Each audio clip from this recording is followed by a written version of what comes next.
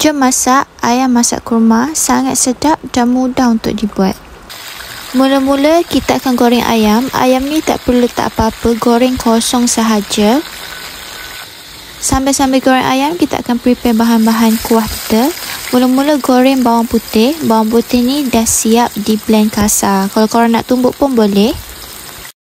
Kacau-kacau sehingga ke perangan dan naik bau.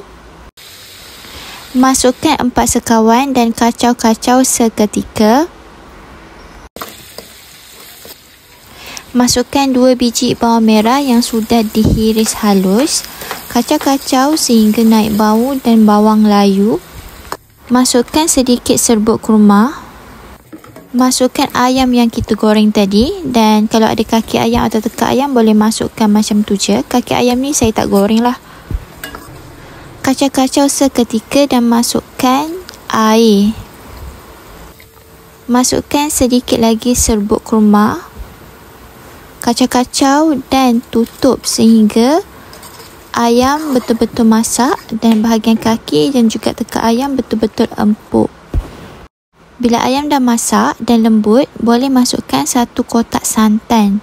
Santan nak guna santan fresh pun boleh. Kalau tak ada, boleh pakai santan kotak. 1 kotak sahaja. Kacau-kacau sehingga sebati dan memekat. Masukkan sedikit secukup rasa dan juga sedikit garam. Kacau-kacau dan rasa dah sedap ke belum? Ayam masak kurma kita is done. Sangat sedap, pekat dan mudah je untuk buat. Korang patut try buat resipinya, okay? Thanks for watching guys. Selamat menjamu selera dan selamat mencuba. Jangan lupa untuk like, share and subscribe to my YouTube channel.